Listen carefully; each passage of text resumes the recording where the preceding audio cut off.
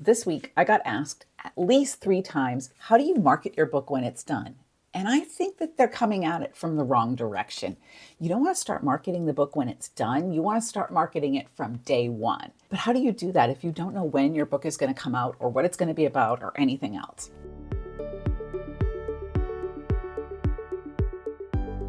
One of my key pieces of advice that I have talked about a lot on this channel is finding a genre that you really love. Don't write romance because it's 58% of the market unless you really love romance. Don't write suspense because that's the hot thing right now unless you love writing suspense. The thing with readers is that they are very loyal to authors. Once they find somebody that they love and they find a type of story that they love, they will keep buying them.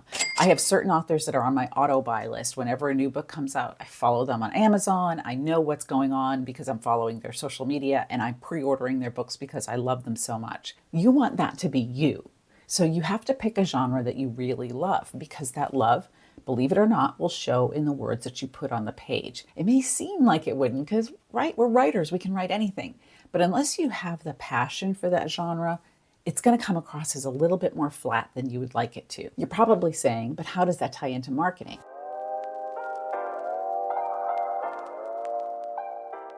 Well, the thing about writing a genre that you love is that you are already familiar with that genre. You know the authors in that space, you know the book talkers in that space, or the bookstagrammers, the reviewers, and all of the other kind of people that really follow that type of genre. So you're already connected in there, and it's going to be a lot easier to build your social media platform.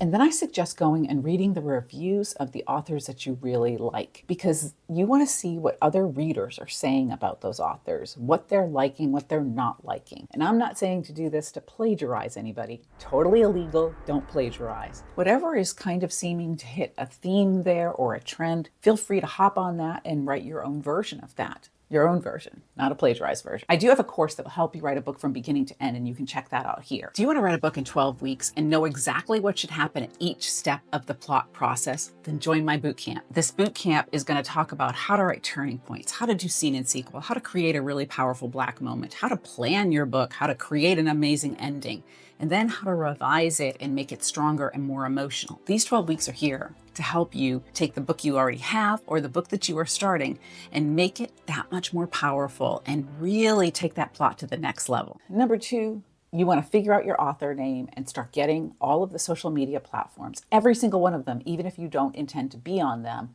with that name. If you pick a name like Jane Doe, then you might want to Google it and see how many other Jane Doe authors are out there. If you have a name that everybody else has, it's going to be harder for readers to find your books. Also buy the URL. You can buy the website for like $10 on GoDaddy, and you don't have to do anything with it. You can just let it sit there while you're trying to build your platform.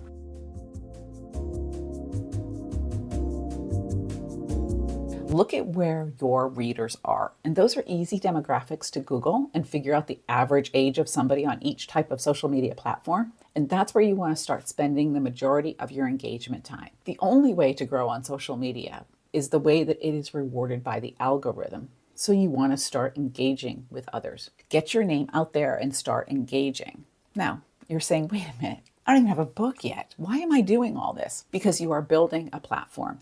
And I can tell you from personal experience, it does not happen overnight. It took me 1.5 years to get my YouTube channel to over 5,000 subscribers. 18 months. And that was starting with a name that was already relatively well known. If you're starting from zero, it's going to take you a while. It's also going to take you a while to write a good book.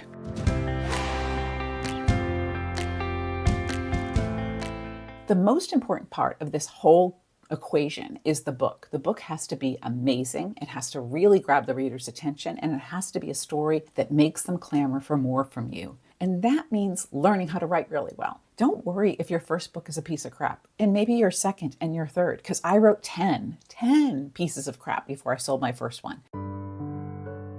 One of the things that I wished I had done way early in the process was to hire a developmental editor early on in the process, or to have found a really strong critique partner early on in the process. The reason why is that you need feedback before you write the whole book. It will save you months of work, not kidding.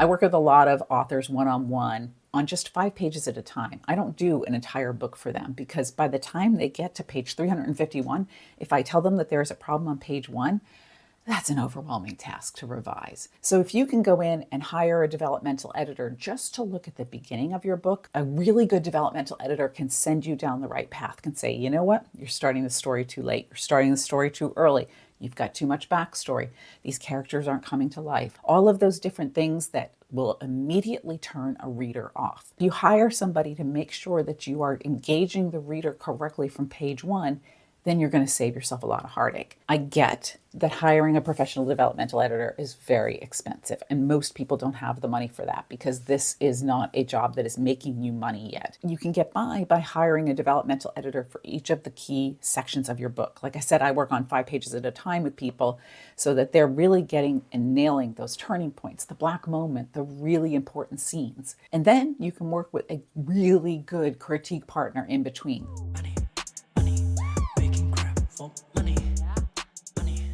You don't want a beta reader because a beta reader is just somebody that is not necessarily a professional writer, doesn't give you actionable advice. You need either a developmental editor who will do that or a really strong critique partner so that they can give you actionable advice, like there's not enough conflict in this scene or there's no sequel to this scene. You need to beef that up and put it in so that we understand her emotional reasons for what she does in the next scene. So making the inside book look really professional is super important.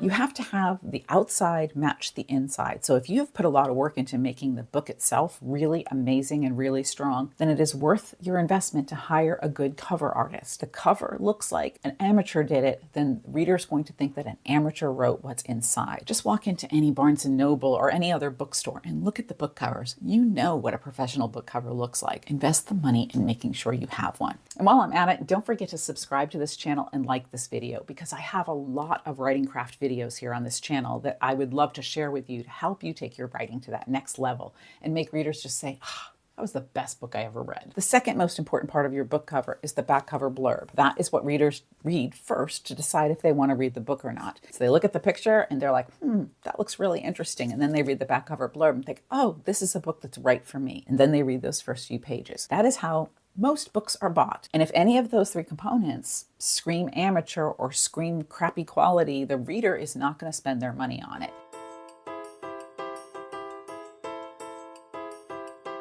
If you decide you're going to release your book in October of 2026, then as you're writing it, you're going to continue to engage on social media. And as you get closer to that release date and you are very positive that you will make that release date, then start talking about the book process on social media to start getting interest going. If you're not sure you're going to make your release date though, don't do that because readers will be very angry if they give you pre-order money and then the book doesn't show up. It will also kind of undermine your credibility as an author.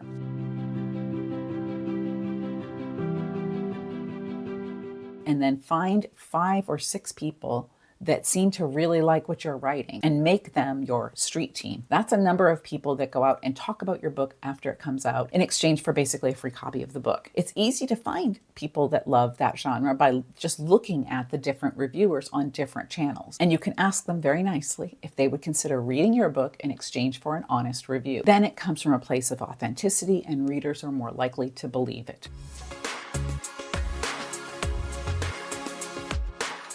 It's very likely that the first few books you write are not your strongest and are not your best because hopefully you're going to be learning and growing continually. You wouldn't go out there and just drive a car one time and then somebody immediately hands you a license and puts you on the highway driving across country. That's just not how it works. You have to gain experience and knowledge and practice behind the wheel before you can do anything big like that. Even after publishing 87 books, I still feel like there's more that I need to learn and more that I need to grow with. And so I'm constantly either taking my own advice or reading other people's advice or analyzing books like this one to really see how they did it well so that I can do the same thing on my own books. I'm always holding myself to another standard with each book that I write because I want my readers to have an experience that meets their expectations. This is all about meeting the reader's expectations. It is not about your ego. If you are going to be an author who wants to make money, then you have to meet the reader's expectations with a quality product because they are the ones that put their very hard-earned money into your career.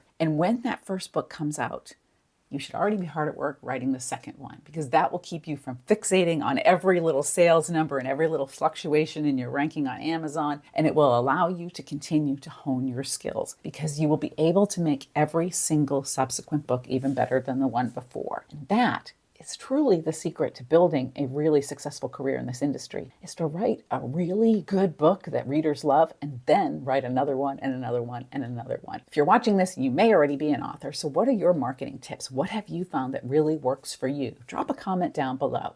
And in the meantime, if you really want to create a powerful character, then check out this video right here, because that will help you build characters that readers really love and that they talk about.